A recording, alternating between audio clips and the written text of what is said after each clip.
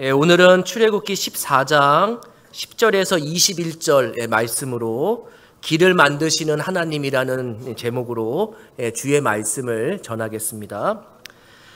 카네기 멜론 대학에 컴퓨터 공학을 지도하던 사람이 있었는데 이 사람의 이름은 낸디 포시 교수입니다. 이 사람이 췌장암 말기로 시한부 인생을 살게 되고요. 암이 간까지 다 전이 돼서 3개월에서 6개월밖에 살지 못하게 됩니다. 그런데 이 카네기 멜론 대학은 특별한 행사가 있었는데요. 은퇴를 앞둔 교수들에게 특별한 강의, 마지막 은퇴하기 전에 마지막 강의를 부탁해서 그 후학들에게 귀한 가르침을 주는 프로그램이 있었습니다. 근데 이 연도에 은퇴하는 교수님들에게 마지막 강의를 부탁한 것이 아니라 이 췌장암 말기 환자인 낸디 포시 교수에게 마지막 강의를 부탁합니다. 이 포시 교수는 가족과 함께 조용히 죽음을 맞이하려고 했지만 그것보다는 자기한테 18살 된 아이와 2살 된 아이 그리고 5살 된 아이가 있었기 때문에 아버지로서 마지막으로 이 자녀들에게 삶의 지혜를 나눠주기 위해서 마지막 강의를 준비합니다. 그리고 이 마지막 강의는 마지막 강의라는 주제 책으로 우리에게 출판되어서 읽게 되죠.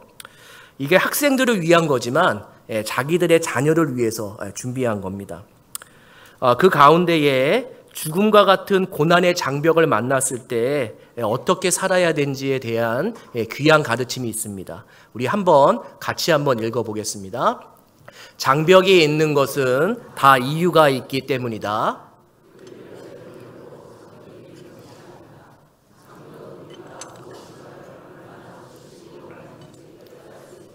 기회를 제공하는 것이다. 왜냐하면 장벽은 그것을 절실하게 원하지 않는 사람들을 멈추게 하려고 거기 있기 때문이다.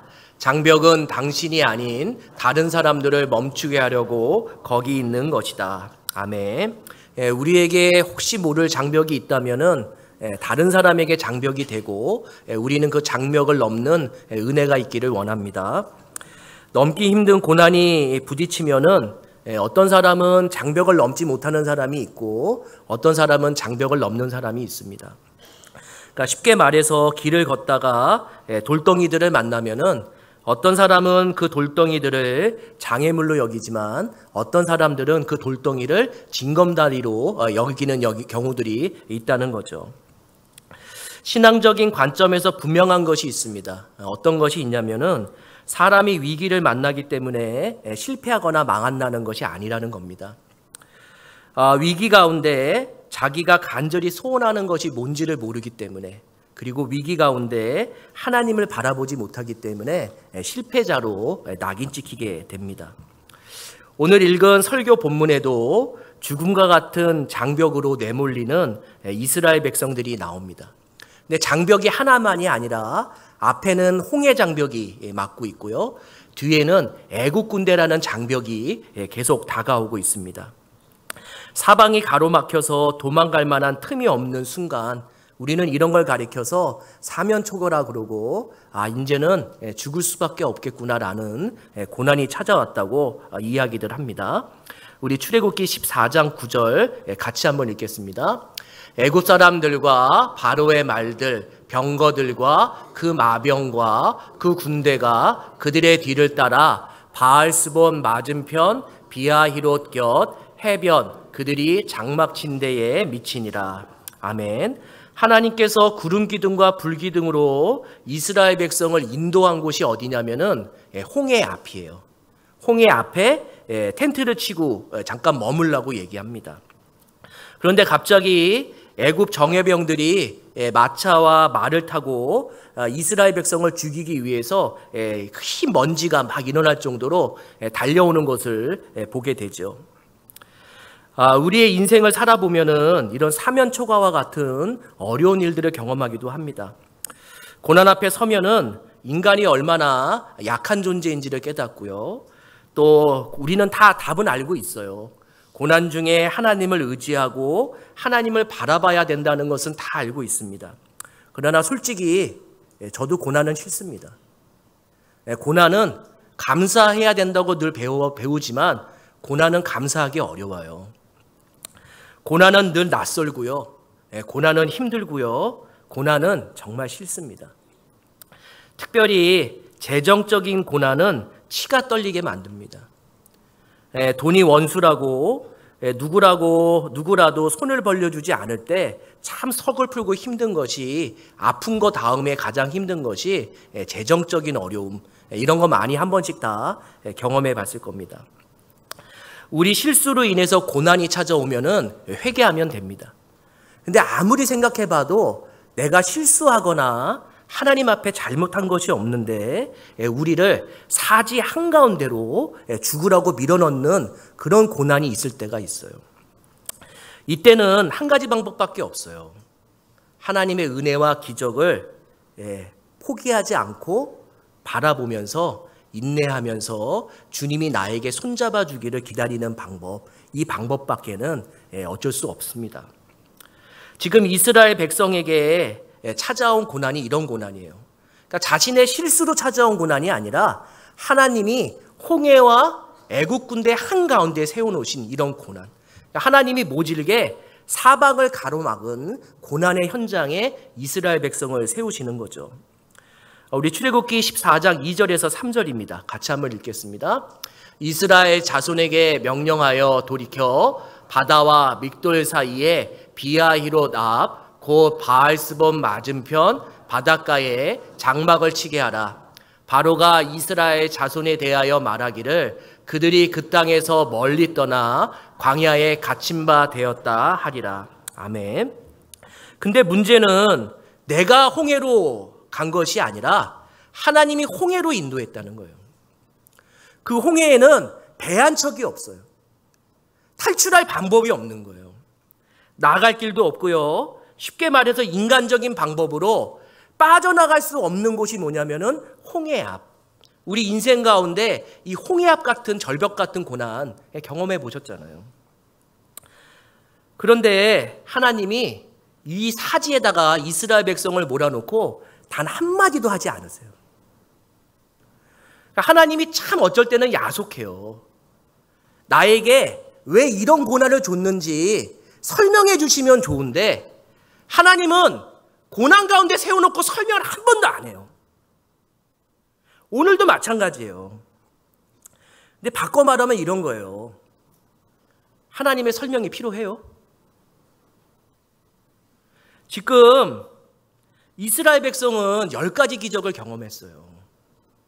그리고 놀랍게 구름 기둥과 불 기둥으로 홍해 앞에 섰어요. 그러면 하나님이 이들에게 원하는 건 뭔지 아세요? 다른 게 아니라 길을 만들어 달라는 믿음이에요.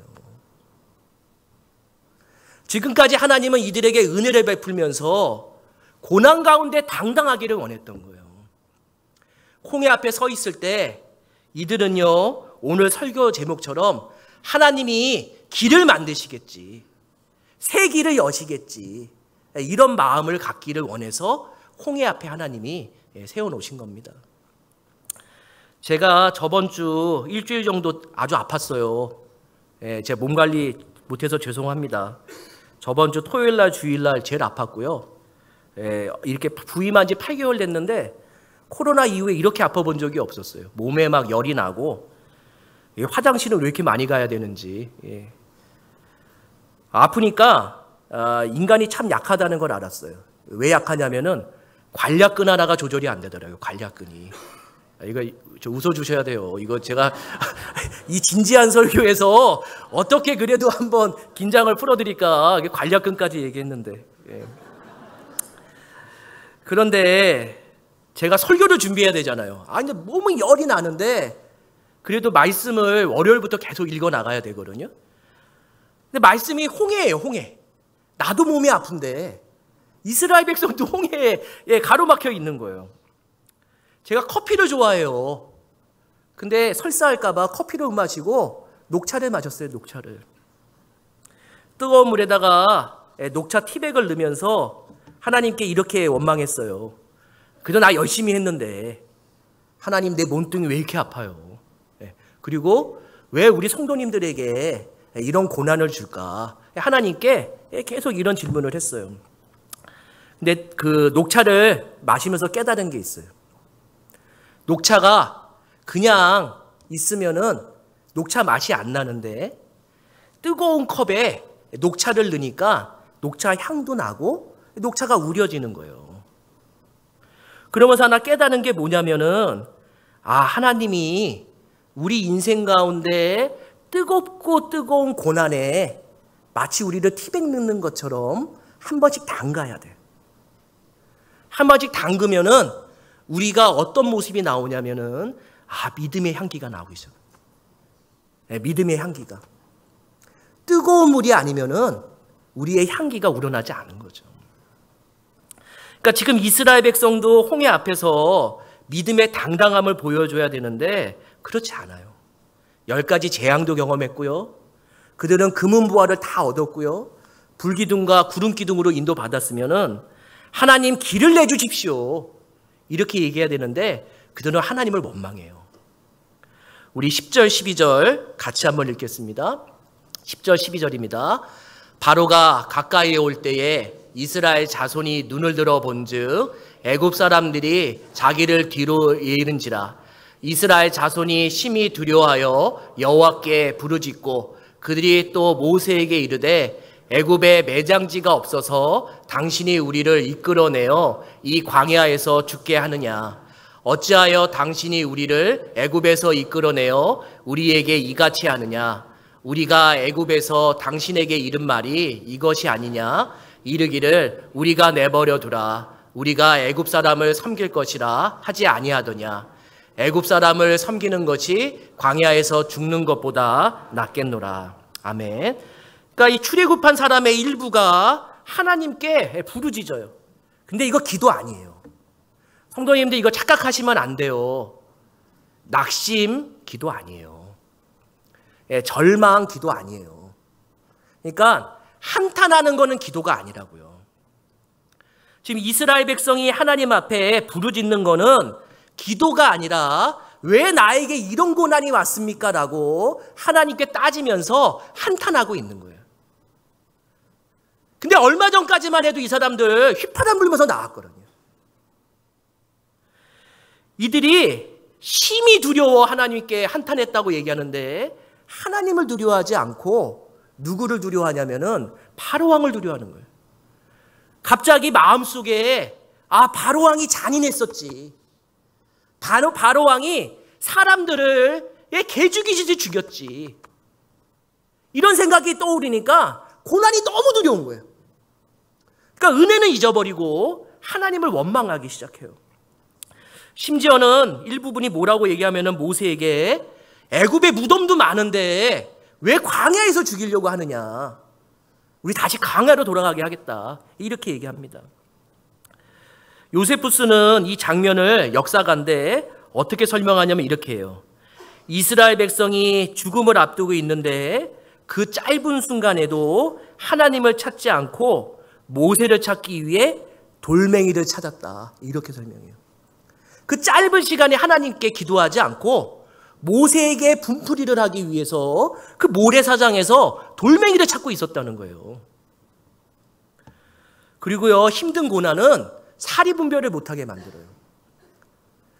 애굽 군대들이 이스라엘 백성들을 잡으러 온 거지 죽이러 온 거 아니에요. 이들은 노예가 필요해서 다시 잡으러 온 거예요. 죽이려고 오지 않았어요. 근데 고난이 너무나 크니까 분별이 생기지 않고 무엇이 옳고 그른지를 판단하지 못하는 것, 이것이 고난의 무서움이에요. 우리 성도님들 한번 엄지 이렇게 한번 해보실까요? 엄지? 이렇게 엄지? 한쪽 눈을 감고 그 한쪽 눈으로 엄지를 이렇게 놓고 멀리 한번 봐보세요. 먼 데가 엄지 빼놓고 보이세요? 안 보이세요? 보이죠? 맞죠? 근데 이 엄지를 눈앞에다가 가까이 대고 한번 봐보세요. 뭐밖에 안 보여요? 엄지밖에 안 보이잖아요. 엄지 얼마네요? 요만해요, 요만해. 그런데 엄지가 내 눈을 가리면은 크신 하나님도 보이지 않아요. 그런데요, 유일하게 이스라엘 백성 200만 명 중에 유일하게 믿음이 있었던 사람이 있어요. 그게 모세예요, 모세. 200만 명은 하나님이 길을 만드실 거라고 생각하지 않았지만 그 중에 딱 한 명 모세는 하나님이 새로운 길을 만드실 거라고 믿음이 있었어요. 하나님께서 이스라엘 백성을 반드시 구원했고 하나님께서 이스라엘 백성에게 피할 길, 새로운 길을, 홍해를 가르칠 거라는 마음이 있었어요. 모세는 하나님의 마음을 담아서 이스라엘 백성에게 이렇게 짧게 설교합니다. 우리 13절, 14절 같이 읽겠습니다.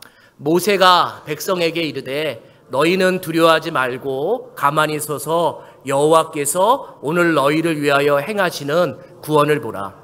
너희가 오늘 본 애굽 사람을 영원히 다시 보지 아니하니라. 여호와께서 너희를 위하여 싸우시리니 너희는 가만히 있을지니라. 아멘. 두려움이 왜 무섭냐면은 우리가 두려움, 이 고난을 보잖아요. 고난을 보면은 우리의 마음을 이 고난이 작동하지 못하게 만들어요. 근데 이 마음이 어떻게 구성되어 있냐면은 지정의로 되어 있어요. 지식과 감정과 의지가 잘 합해진 게 뭐냐면 우리의 마음이에요. 근데 고난이 한번 오면은 지식과 감정과 의지가 막 흐트러져서 하나님을 바라보지 못하게 만들어요. 그때 모세가 한마디를 설교해요. 이렇게 얘기를 해요. 두려워하지 말라. 공포스러운 감정을 하나님을 믿고 감정을 추스려라. 그리고 가만히 서 있어라. 너희들 하나님이 베푸신 은혜가 있는데도 불구하고 왜 두려워하면서 다리를 휘청휘청거리고 떨고 있느냐. 가만히 서 있어라. 가만히. 그리고 지식을 다시 깨우쳐줘요. 너희 가만히 서서 봐라. 하나님이 너희를 위해서 오늘 어떻게 구원을 베푸시는지를 봐라. 과거에 베풀었던 하나님의 은혜가 그 10가지 재앙이 다시 오늘 길을 만드시는 하나님의 역사가 어떻게 일어나는지를 한번 너희 눈으로 가만히 보면서 봐라 라고 이야기를 합니다. 모세의 이 설교, 짧은 설교가 고난으로 죽어가고 있던 이스라엘 백성의 감정을 살렸고요. 다리가 후달리던 그 다리에 힘을 줬고요. 하나님에 대해서 불신과 불만이 있던 이스라엘 백성에게 하나님의 은혜를 다시 기억하게 만드는 힘이 생기게 됩니다. 오늘 이 짧은 설교지만 제 설교가 성도님들의 마음에 두려워하지 않는 마음이 생기기를 소원합니다.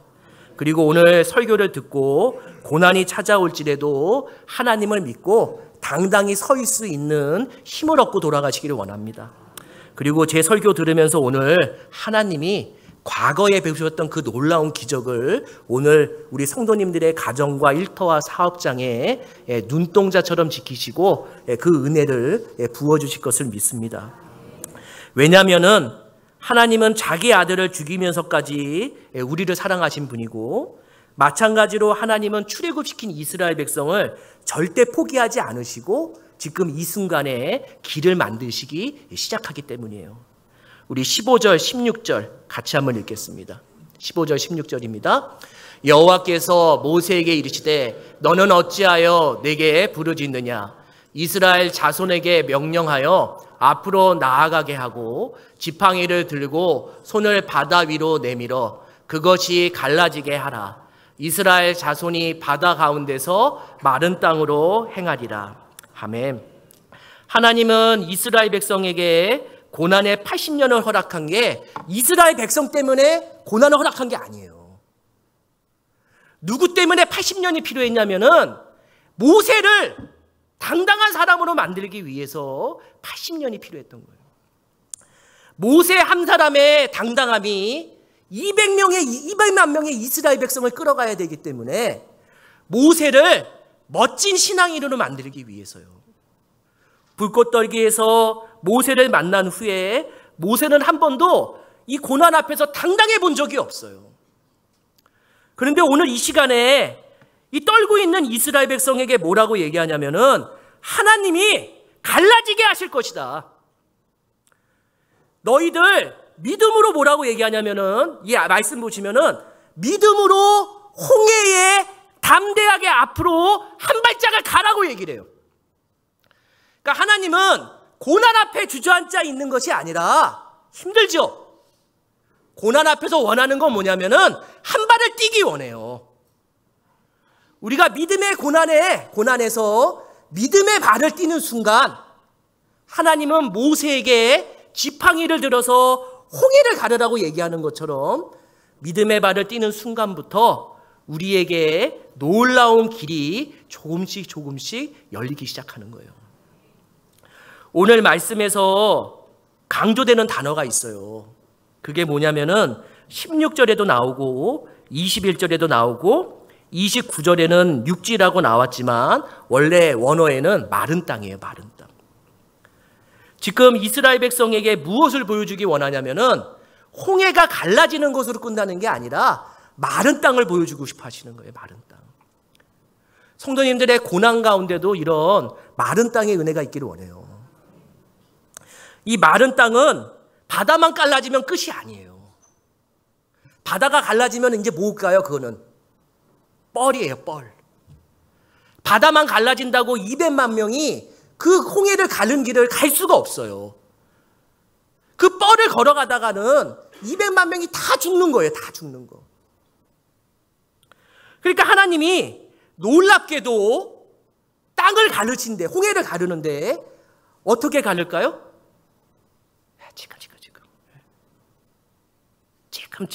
지금 갈라요. 왜 그럴까요? 땅이 말라야 되니까. 우리 19절에서 21절 같이 한번 읽겠습니다. 19절에서 21절입니다.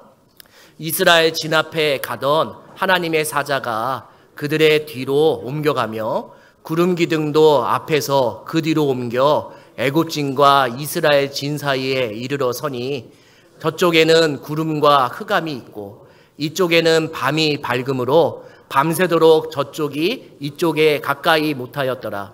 모세가 바다 위로 손을 내밀매 여호와께서 큰 동풍이 밤새도록 바닷물을 물러가게 하시니 물이 갈라져 바다가 만땅이 된지라. 아멘. 앞에 서 있던 하나님의 사자, 저는 예수라고 믿어요. 앞에 있었던, 인도하시던 하나님의 사자인 예수님과 구름 기둥이 뒤로 이렇게 가서 이스라엘 백성의 든든한 방벽이 돼서 애국 군대가 더 이상 오지 못하게 만들어요. 그러면서 하나님이 동풍을 불어서 홍해를 어떻게 하셔요? 조금씩 말려요. 그게 은혜예요.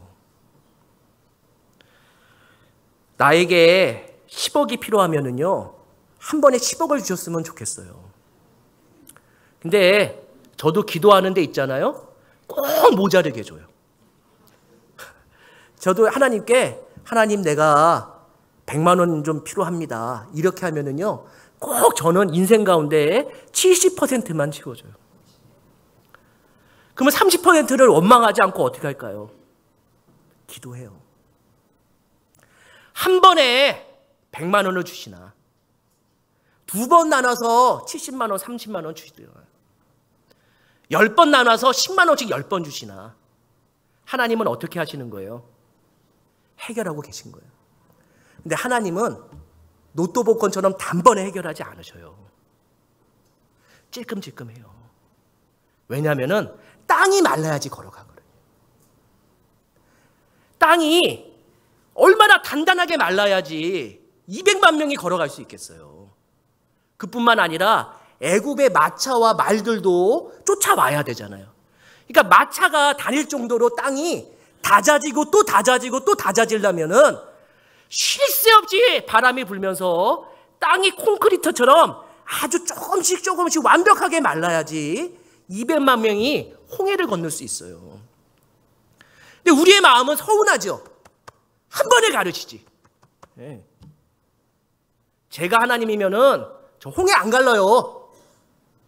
굳이 홍해를 갈라요. 200만 명을 홍해를 걷게 만들죠. 그런 생각 해보셨어요? 굳이 왜 홍해에다가 길을 만드실까요? 예수님도 무리를 걸었으니까 하나님이 예수님처럼 200만 명을 홍해를 무리를 걷게 못하실까요? 하실 수 있어요. 그러면 그게 은혜예요? 아니에요. 200만 명이 무리를 걸어서 홍해를 건너서 저 벼편에 가도 여전히 고난은 남아있어요. 애굽이 남아있다고요. 애굽이. 하나님은 가장 완벽하고 가장 완전하고 그리고 쉽게 말해서 뒤끝 없고 이 고난이 다시 한번 나한테 밀려오지 않게 하기 위해서 완벽하게 하기 위해서 은혜를 조금씩 주시면서 다지고 또 다지고 또 다져서 사람이 고난에 있는 사람이 온전하게 걸어갈 수 있도록 그거를 은혜로 다지고 또 다지는 그런 일들을 계속 반복하세요. 근데 우리는 답답하죠. 그러나 그렇지 않아요. 로또 복권에 1등 당첨한 사람들의 대부분 특징들이 뭐냐면은 직장 그만두고요. 그리고 패가망신한대요. 한 번에 하나님이 은혜를 베푸시면은 여기 아무도 안 남아 있어요. 고난 가운데 하나님이 조금씩 은혜를 베푸시니까 우리가 더 어떻게 할 수 있을까요? 조금 더 기도. 홍해가 조금씩 갈라지니까 이스라엘 마음속에 불만과 원통함이 있는 게 아니라 하나님께 200만 명이 간절히 기도하면서 조금만 더 빨리 갈라지게 이렇게 기도하는 마음을 만들기 위해서 조금씩 하나님이 홍해를 가르시고 마른 땅을 만드시고 더 기도하게 만드십니다. 조금 빨리 고비를 넘겼으면 그리고 내 방법대로 하나님이 고난을 해결해 주셨으면 그거 다 가짜예요. 하나님을 믿으신다며요. 그러면 하나님의 방법을 믿으십시오. 우리는 기도할 때 자꾸만 이렇게 하나님께 원망해요. 될 것 같은데 안 되고. 기도하는데 될 것 같은데 안 되고. 거짓말하지 마세요. 기도 왜 하셨어요? 안 되니까 하셨잖아요. 그러면 기도가 원래 이랬던 거죠. 될 것 같은 게 안 되니까 기도하는 게 아니라 될 것 같았으면 기도 안 하셨죠. 안 되니까 기도하기 시작하신 거잖아요. 그러면 우리가 기도할 때 조금 안 되는 게 될 것 같은 게 안 되는 게 아니라 안 될 것 같은데 되기 시작하는 거예요. 안 될 것 같은데 될 것 같고 안 될 것 같은데 될 것 같고 그것이 쌓이면은 새 길이 만들어져서 우리가 탈출하는 은혜가 있게 됩니다.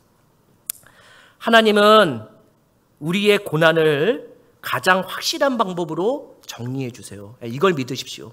아멘이십니까? 뒤끝 염려 없이 완벽하게 이 고난의 잔재가 나한테 오지 않고 이 고난은 딱 마무리 질 수 있도록 하나님이 은혜를 베푸셔요. 우리 24절, 25절 같이 한번 읽겠습니다. 새벽에 여호와께서 불과 구름 기둥 가운데서 애국 군대를 보시고 군대를 어지럽게 하시며 그들의 병거 바퀴를 벗겨서 달리다가 어렵게 하시니 애굽 사람들이 이르되 이스라엘 앞에서 우리가 도망가자.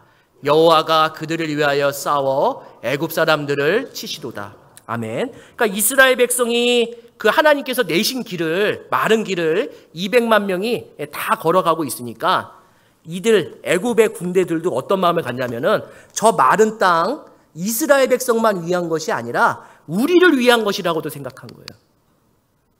근데 놀랍게 이렇게 됐어요. 마른 땅이 있고 그 옆에 뭐가 있냐면은 뻘이 있고 그 옆에 물벽이 이렇게 서 있는 거죠. 물벽이 이렇게. 물벽이. 그러니까 물벽이 서 있는 것도 기적이죠. 애국 군대가 이스라엘 백성들을 잡기 위해서 마른 땅을 달려오는데 구름 기둥과 불 기둥이 혼잡하게 만들어요. 마른 길을 마른 땅을 올바르게 달려가지 못하도록 막 이렇게 혼동하게 만들어요. 그러니까 애국 군대들이 어떻게 할 수밖에 없을까요? 앞으로 곧게 가지 못하고 옆으로 가기 시작하는 거예요. 옆으로 가다가 마른 길이 아니라 그들이 어디에 빠지기 시작해요? 뻘에 빠지기 시작해요. 뻘에 빠지면서 바퀴가 부러지고요. 뻘에 빠지면서 말이 움직이지 못하고요. 뻘에 빠지면서 사람들이 온전하게 움직이지 못하는 역사가 일어나기 시작해요. 이때 깨달아요, 애굽 사람들이.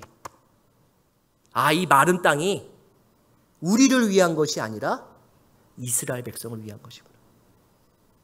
기적은 안 믿는 사람을 위한 것이 아니라 믿는 사람을 위한 것이다 라는 것을 이야기하고 있습니다. 하나님은 가장 알맞는 때에 이스라엘 백성을 마른 땅을 걷게 만드시고 가장 심판이 임해야 될 때에 드디어 이 홍해에 명령을 하셔서 이 물이 다시 원상태로 이게 쓸리게 만들어서 애국 군대의 수많은 자들이 물귀신이 되게 하는 하나님의 놀라운 역사가 이 말씀에 기록되어 있습니다. 그런데도요, 늘 이스라엘 백성은 불만이에요. 홍해를 조금씩 그거를 가르면서 마른 땅을 만들면서 그렇게 하나님의 은혜가 귀하다는 것을 깨닫게 한 이스라엘 백성이 홍해를 건너자마자 다시 불평과 불만을 또 쏟아내요. 그때마다 하나님은 또 뭐를 주실까요? 고난을 주셔서 다시 하나님만 바라볼 수 있도록 만듭니다. 하나님을 원망하지 마시고 하나님을 기대하시고 고난 가운데 하나님이 새로운 길을 여실 것을 믿으십시오. 그러니까 믿음은 안 되는 것을 믿는 것이 아니에요. 믿음은 주께서 하실 수 있는 거예요. 스펄전 목사님이 목회하면서 참 어려울 때가 있었대요. 너무 힘들어가지고 바람이나 쐴 겸 우리 목장하는 우리 성도님이나 신방 한번 가자. 그리고 신방을 갔대요. 근데 한 소 한 마리가 이렇게 울타리에 갇혀가지고 멀리 초원만 바라보고 있더래요. 왜 초원만 바라보고 있을까요? 그 소가 달려나가서 저 풀을 뜯고 싶은데 울타리에 갇혀 있는 거예요. 그러자 이 스펄전 목사님이 이 목장 주인 성도님한테 이렇게 얘기를 했대요. 성도님, 저렇게 초원을 바라보는데 좀 울타리 좀 열어줘서 시원하게 달려가면 어떨까요? 이렇게 얘기했대요. 근데 이 목장 주인이 뭐라고 얘기하는지 아세요? 초원을 바라본다고 문을 열어주지 않아요. 누구를 바라봐야 될까요? 그렇죠. 주인인 나를 바라봐요. 저 초원을 바라본다고 달릴 수 있는 게 아니라 목장의 주인인 나를 바라보면서 불쌍한 눈으로 문을 열어달라고 계속 큰 눈으로 나를 바라봐야지 아유 이 불쌍한 놈 그러고 문을 열어준다는 거예요. 마찬가지로 고난은요 우리가 해결할 수 없어요. 발버둥 치면 칠수록 늪에 빠져요. 하나님을 바라보십시오. 인생의 주인이신 하나님, 이 만물의 주인이신 하나님을 바라보면서 주님 나에게 손을 뻗어 주십시오라고 간절히 기도하십시오. 우리 출애굽기 14장 31절 같이 한번 읽겠습니다. 이스라엘이 여호와께서 애굽 사람들에게 행하신 그 큰 역을 보았으므로 백성이 여호와를 경외하며 여호와와 그의 종 모세를 믿었더라. 아멘. 하나님이 이스라엘 백성에게 고난을 허락하시거든요. 근데 두려움도 어디서부터 찾아오냐면은 고난을 바라봤기 때문에 두려움이 찾아와요. 근데 믿음도 어떻게 생기기 시작하냐면은 고난 뒤에 있는 하나님을 바라볼 때 믿음이 생겨요. 그러니까 하나님은 우리를 너무나 사랑하시기 때문에 고난만 뚝 던지지 않아요. 고난 뒤에 항상 서 계셔요.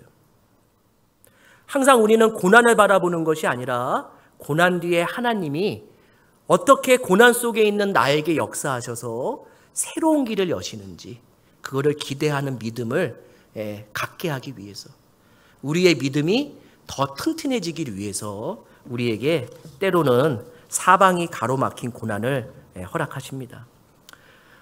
고난을 바라보지 않고 하나님을 바라볼 때 우리는 무엇을 인정하게 되냐면은 하나님의 주권을 인정하게 됩니다. 그러니까 고난은 참 힘들고 싫지만 고난 때문에 하나님의 주권을 바라보게 되는 거니까 선물이기도 한 거죠. 우리 마지막으로 고린도후서 4장 7절에서 10절 같이 한번 읽겠습니다. 우리가 이 보배를 질그릇에 가졌으니 이는 심히 큰 능력을 하나님께 있고 우리에게 있지 아니함을 알게 하려 함이라. 우리가 사방으로 우겹삼을 당하여도 쌓이지 아니하며 답답한 일을 당하여도 낙심하지 아니하며 박해를 받아도 버림받지 아니하며 거꾸로 트림을 당하여도 망하지 아니하고 우리가 항상 예수의 죽음을 몸에 짊어짐은 생명이 또한 우리 몸에 나타나게 하려 함이라. 아멘. 하나님이 바울을 통해서 우리에게 고난 중에 있는 사람들을 격려하는 메시지예요. 근데 똑같은 게 있는데 뭐냐면은 홍해 앞에 세운 이스라엘 백성에게 큰 능력이 하나님에게 있음을 알려주기 위해서 홍해 앞에 세웠고, 마찬가지로 하나님은 바울을 통해서 뭘 알려주냐면은 우리에게 고난을 허락하신 이유는 그 큰 능력이 누구에게 있음을 알려주기 위해서 우리에게 고난을 허락하셨다, 이렇게 얘기를 해요. 그러면서 바울이 이렇게 얘기를 해요. 우리를 뭐라고 얘기하냐면은 보배를 담은 질그릇이다, 이렇게 얘기를 해요. 보배는 뭐를 가리킬까요? 예수님을 가리켜요. 예수님이 세상에서 가장 귀하잖아요, 맞죠? 귀한데 질그릇에다가 관리하지 않아요. 금은 보석함에다 넣어야 되잖아요. 그러니까 예수님이 너무나 귀하신 분인데 질그릇 같은 우리에게 주님이 허락되지 않는다고요. 근데 우리를 질그릇이라고 얘기했어요. 질그릇은 뭐냐면은 흙으로 만든 거예요. 흙으로. 늘 깨져요. 늘 금이 가요. 늘 이가 빠져요. 늘. 성도님들, 그릇 깨지면 어떻게 해요? 그릇 깨지면 어떻게 하세요? 버리시잖아요. 흙으로 만든 보잘것없는 질그릇 깨지면 어떻게 할까요? 버리고 또 사야죠. 버리고 또 사야죠. 그런데 하나님이 놀랍게도 그 질그릇에 깨져도 무엇이 담겨있게 만들어요? 보배이신 그리스도를 그 안에 넣어서 절대로 그 질그릇을 버리지 않고 아무리 깨지고 이가 빠져도 그거를 주님이 잘 간직하고 계세요. 왜냐하면 주님의 것이기 때문에. 금이나 은으로 만들면은요, 바닥에 떨어지거나 아니면은 크게 부딪히면은 스크래치만 나요. 맞죠? 근데 질그릇은 조금만 부딪히면 어떻게 될까요? 깨져요. 금이 가요. 그런데 놀라운 건 뭐냐면은 질그릇이 금이 가고 깨지잖아요? 근데 주인이 버리지 않으니까 그 안에 그 깨진 틈으로 뭐가 보이냐면은 예수가 보여요. 예수가. 그러니까 우리 가운데에 하나님께서 고난을 통해서 이쪽 깨지게 만들고 이쪽 금가게 만들고 이쪽 부셔지게 만들어서 보잘것없는 인생처럼 우리를 보이게 만드는데 그 틈으로 세상에서 가장 귀한 예수가 그 틈으로 보이게 만들면서 하나님은 이렇게 얘기하는 거예요. 저 깨진 그릇들, 깨진 우리들, 세상의 금이나 은으로 만든 그릇보다 가장 귀한 거기 때문에 내가 절대로 보호하고 절대로 내가 간직하고 그것들을 위해서 내가 모든 재산을 다 버려서라도 그 그릇은 지킬 것을 주님이 약속하고 계셔요. 우리 안에 예수가 계세요. 예수가 계시다는 것은 삶을 포기할 수가 없어요. 왜냐하면 나는 삶을 포기하고 싶어도 주님이 내 삶을 포기하지 않아요.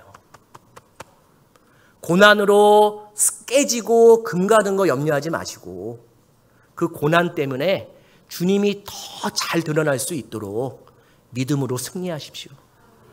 믿음으로 그 고난이 왔을 때 반드시 길을 여실 것이라는 걸 믿고 담대하게 서 계십시오. 그러면은 하나님이 시간이 흐르면은 가장 알맞은 때에 홍해를 가르시고 새 길을 내신 것처럼 우리 인생의 새로운 길을 여실 것을 믿습니다. 우리 같이 기도하겠습니다.